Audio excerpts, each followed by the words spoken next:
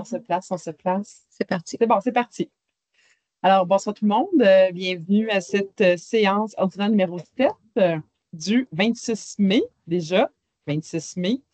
Nous sommes aujourd'hui dans le secteur de Brampton, donc au 133 rue Laval. Ouverture de la séance, adoption de l'ordre du jour. Il n'y avait pas de point ajouté aujourd'hui à l'ordre du jour. Procès-verbal, le procès-verbal, lecture et adoption du procès-verbal numéro 6 du 28 avril 2025. Ça vous allait, mesdames? Oui. Oui. Ensuite, procès-verbal de l'arrondissement de Brampton-Roqueforest-Saint-Élie-Deauville, comité consultatif d'urbanisme, dépôt du procès-verbal du 31 mars 2025. Ça vous allait? Oui. Parfait. Alors, nous sommes au point 4, la période de questions des personnes présentes. Est-ce que, je pense que M. Dauphiné, vous avez déjà eu vos réponses? Il y en a peut-être une autre question. Ah, peut-être que vous avez d'autres questions. Soyez pas gênés. Pas de question. C'est plus des remerciements à votre équipe qui a travaillé fort pour nous autres, pour nous apprécier. On sait que là, on commence à avoir une belle finalement. Merci énormément. C'est fait un beau travail. Bon. Bien apprécié. Très bien, merci. Parfait. Mais si vous avez d'autres questions, n'hésitez pas. Non? Est-ce que vous avez une question, Mme Moreau? Bon, parfait. On est content de vous voir. OK. Alors, on va continuer. 7.1.1, dépôt du suivi des interventions du conseil d'arrondissement du 28 avril 2025, arrondissement de Brampton-Roqueforest-Saint-Élie-Deauville. Alors, justement, les interventions sont consignées là, dans ce document-là. On peut suivre s'il y a eu des suivis qui ont été faits. Donc, pour la plupart, ça a été fait. Ou en cours de lettre, effectivement. Ensuite, 7.1.2, dépôt du budget des frais de représentation sociale 2025. Alors, il y a le rapport de dépenses là, à ce jour. Alors, pour un budget total de 10 450, on a toujours un solde de 7 697. Il y a plusieurs projets là, dans d'implications de représentation. 7.2.1, demande de soutien financier du Centre communautaire Richard Gingras pour la réalisation du projet Tonnelle de Jardin Pergola pour la halte du Vieux Pommier. Donc, c'est les deux projets, là, c'est deux projets qui sont issus du budget participatif du secteur de Saint-Élie. Alors, peut-être, là, Mme Lefebvre, vous pourrez présenter les deux. Donc, les deux vont être adoptés, si vous le voulez. Hein? Donc, là, maintenant? Non, ben, on va adopter l'autre aussi. Vous pouvez présenter les deux. Fait que ça vous va, mesdames, pour la halte du Vieux-Pommier? Oui. En fait, ça juxtapose la halte du Vieux-Pommier. Oui, tout à fait. Et le 7.2.2, la demande de soutien financier au Cercle des fermières de Saint-Élie-d'Offord pour la réalisation du projet Sapin de Noël éclatant des couleurs joyeuses pour la communauté. Alors, Mme Lefebvre, je laisse la parole pour vous présenter vos deux projets de budget participatif. Oui, donc le premier projet donc, reçoit un soutien financier de 5 000 $. C'est un projet qui va prendre place devant, on voit l'image, devant la bibliothèque, un peu plus près du bâtiment, en fait. Donc, qui va effectivement, ils choisissent des matériaux naturels pour être en continuité avec la halle du Vieux-Pommier. Et donc, c'est vraiment un espace où les gens vont pouvoir, c'est un peu comme une place publique, là, une petite place éphémère, où les gens vont pouvoir s'installer, prendre un petit pique-nique, aller chercher un livre à la bibliothèque, aller le lire là. Donc, c'est vraiment pour créer un espace là, de rencontre pour les sites. Donc, ça, c'est le premier projet. Et le second, j'aurais dû transférer de l'image. Donc, en fait, l'idée, c'est parce qu'on manque tout le temps on n'a pas de décoration de Noël à Saint-Élie. On n'a même pas la dernière fois qu'on a essayé de mettre des sapins avec des lumières, l'électricité a coupé au bout de 2 semaines, donc ça ne sert à rien. Donc, j'en ai plus refait. Et là, on a choisi de s'en faire nous-mêmes. Et en fait, le Cercle des fermières propose de créer un sapin de Noël avec des petits carrés grand-mère donc des petits carrés tricotés. Donc, ça va vraiment être une œuvre collective où plein de gens vont pouvoir faire des petits carrés et elles vont les assembler en forme de sapin avec une structure même qui va pouvoir être évolutive parce qu'ils ont prévu de pouvoir remonter la structure pour pouvoir remettre des couches en bas et le faire encore plus grand d'année en année. Donc, c'est quand même super intéressant. Et donc, cette année, ben là, ils commencent au mois de mai, là, les ateliers pour apprendre aux gens à faire les carrés gourmets. Et ils vont l'inaugurer au moment du marché de Noël qui sera au centre communautaire. Donc, on pourra admirer l'œuvre à ce moment-là. Et puis, on va le mettre un peu itinérant pour que tout le monde ait la chance de pouvoir le voir. Et peut-être dans les années prochaines, ils vont essayer de trouver une façon où on pourrait le laisser à l'extérieur pour la période des fêtes.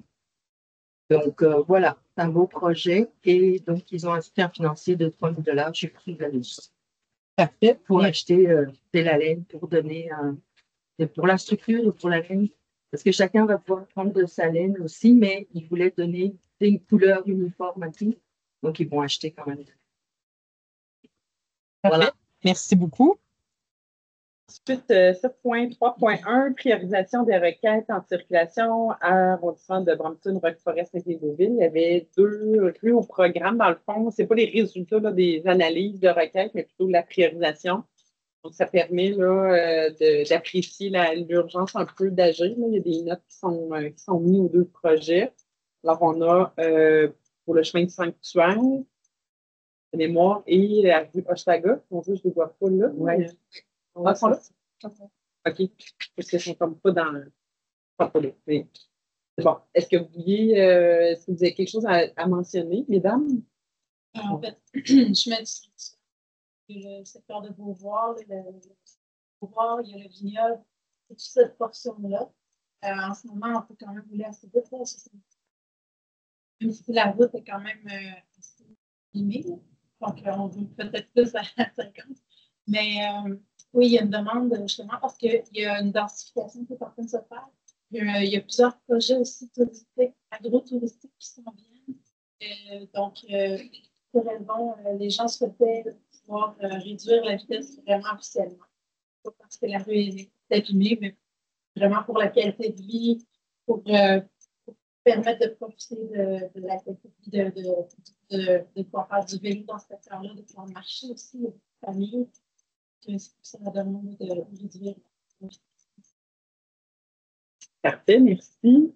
Puis l'autre demande, c'est sur la rue Hochelaga. Dans le fond, c'est en face du parc Thérèse Lecomte, excusez. Et puis, ça fait plusieurs fois que les citoyens signent, ça prend 5 signatures pour déposer une requête. Donc, ça fait quelques requêtes déjà qui a eu lieu. Puis, il y a eu de la sensibilisation de fait et tout. Il devait y avoir une ligne de centre que, selon moi, a été faite. Bref, les citoyens se sont remobilisés pour refaire une nouvelle requête en circulation.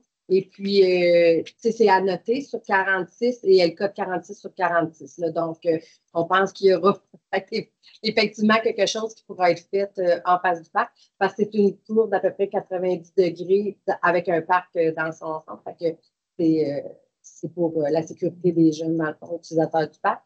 Donc, souhaitons que celle-ci sera la bonne. On vous souhaite. Merci. 8.1.1, modification d'un tableau de date. Modification d'une date, pardon, au tableau de répartition événementielle 2025 aux organismes communautaires admis au programme de soutien arrondissement de Brampton, Roquefort, Saint-Léoville. Donc, c'est la date des moissons, la fin des moissons, pardon. Dans le fond, c'est une modification.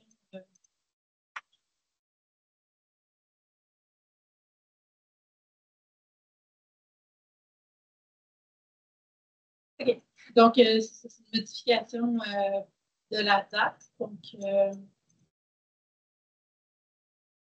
c'est le 23 août. Oui, c'est ça. Hein? Elle était en septembre. Elle est devancée au mois d'août.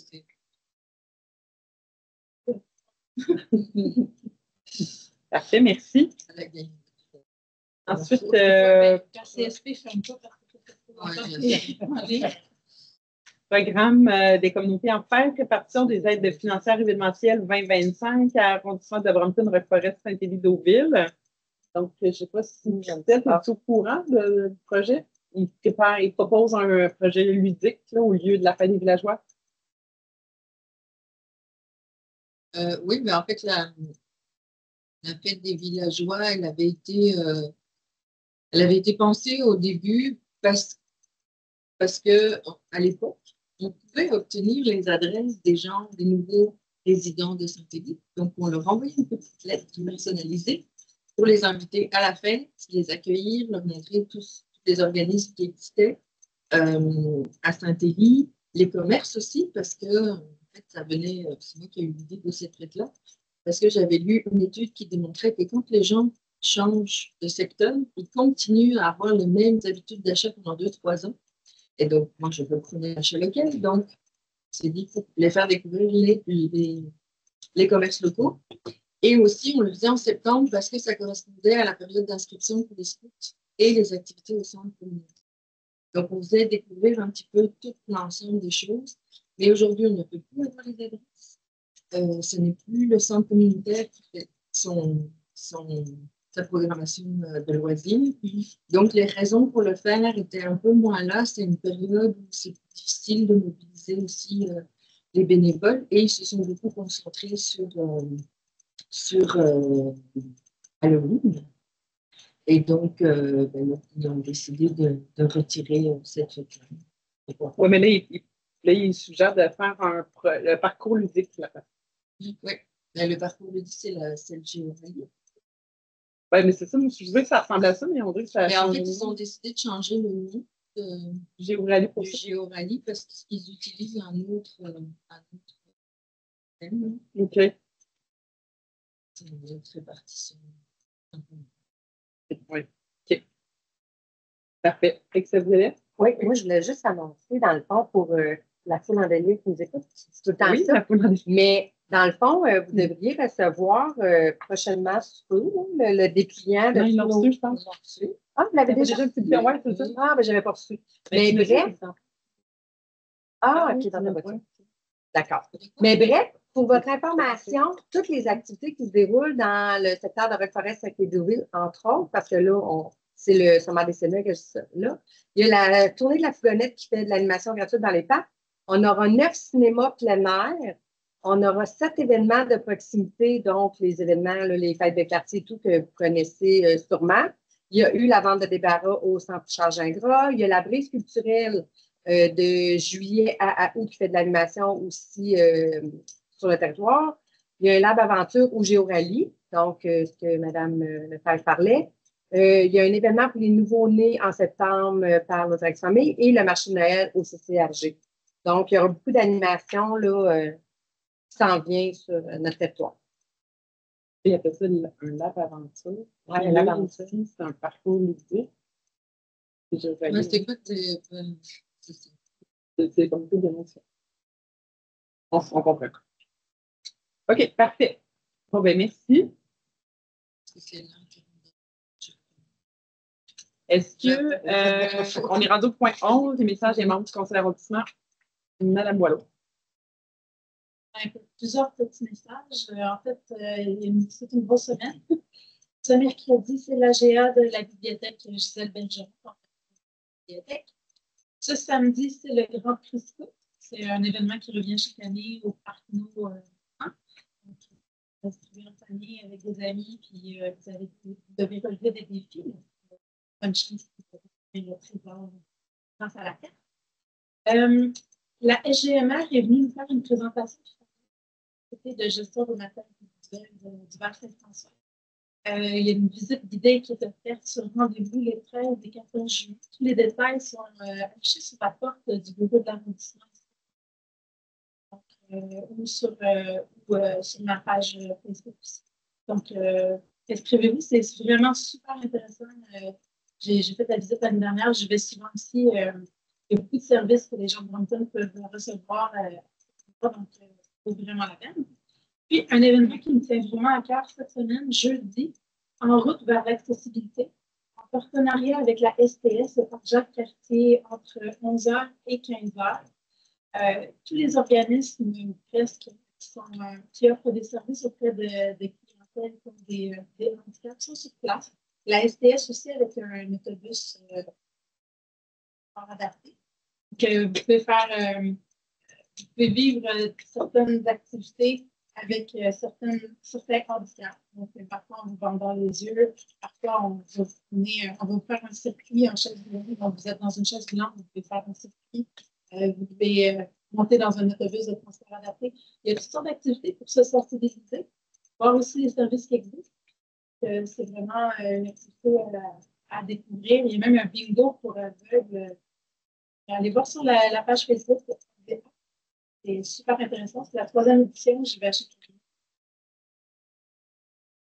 Parfait. Merci beaucoup. Madame Lefebvre. Oui, mais je n'avais pas beaucoup de messages. Juste remercier toutes les personnes qui ont participé à notre grande vente de débarras hier, dont le Soleil a participé.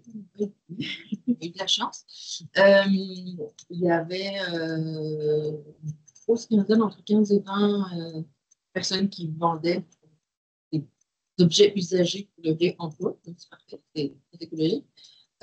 On avait un kiosque de Action Saint-François qui venait démontrer leur service puis sensibiliser les gens à l'importance de prendre soin de l'environnement. Et les scouts aussi nous ont fait un beau kiosque des hot dogs, des classiques hot dogs et tout ce qui vient avec. Le menu se développe à chaque fois, le trio et tout. Donc, tout le monde était bien content, ça a bien répondu. On a eu entre 250 et 300 personnes qui sont passées par là. Voilà. Les vendeurs étaient contents, les scouts étaient contents. Nous, on a distribué 1000 armes, en fait 900 parce qu'il y en a 100 qui ont été réservés pour les scouts qui avaient une autre activité. Mais ils sont tous partis, donc on est bien contents. On reboise chaque année. Très bien. Voilà. Madame Robichaud. Ben, juste une petite annonce pour. Je ne sais pas si vous les avez vus, mais il y a quelques temps, on a sorti les capsules patrimoniales historiques dans le secteur de Roqueforest et Deauville. Il y en avait 6. On les a fait partager là, sur la nouvelle, notre page qu'on a. Et il y aura éventuellement une phase 2, donc 4 nouvelles capsules qui seront faites aussi pour préserver l'histoire de chacun de nos secteurs. Et puis, suite à ça, devrait arriver un autre projet, là, que ça soit une surprise. On ne l'a pas voté encore, donc on ne peut pas en parler. Mais ça va officiel, mais il y aurait une phase 3, mais qui n'est pas sur des capsules, mais d'autres choses pour faire vivre nos capsules. Parfait. Ben, merci. Moi, peut-être, je vais saluer le Bois Direct Famille pour l'organisation de la fête de festive qui a eu lieu cette fin de semaine sous la pluie. En fait, ils ont été il y a quand même eu du monde. Oui, ben c'est ça. Ouais. Quand même mon garçon, il a fait. Il semble qu'il y avait beaucoup de monde pour une fête qui était sous la pluie. En fait, il pleuvait pas, c'était pas clair. Hein. J'ai sorti mon parapluie quand j'ai fait de la danse en ligne. Regardez sur Internet, j'ai fait une vidéo. C'est moi. Mais non, c'était vraiment une belle fête. C'est vraiment malheureux qu'on avait pas le parc. En fait, je remercie aussi l'école de la Maisonnée d'avoir accepté de tenir l'événement dans le parc, dans la cour d'école, parce que le parc Nous-Vallons, comme vous disiez bien, il était fermé avec les inondations qu'on a eues la semaine passée déjà. Hein? Ça fait une semaine, oui, c'est ça. Donc, le parc n'est pas encore 100% propre. Là. Donc, pour ceux qui sont intéressés par le pickleball, on a déjà reçu des courriels déjà. Ça va aller à la fin de la semaine avant que le parc soit complètement nettoyé. C'est l'information que nous avons eue. Donc, je pense que c'est ça. Donc, vraiment, merci là, à toute l'équipe. Ils étaient bien motivés, bien fait ça. Oui, il y a vraiment plusieurs belles activités qui s'en viennent au programme là, cet été. Il faut commencer à prendre en note tout ça dans votre calendrier. Si vous participez, là, il y a des belles choses en perspective. Donc, voilà. Ben, merci. Ça fait le tour. Donc, la séance est levée. Et la prochaine séance qui a lieu, c'est le 16 ou le 17 juin? Le 16, hein? C'est ça. Donc, le 16, ça va être au centre Charles Inca qui nous attendra pour. C'est un lundi soir cette semaine. Ce mois-ci. Ce n'est pas le 4e là, à cause de Saint-Jean-Baptiste. on fait ça un petit peu plus tôt. C'est bon?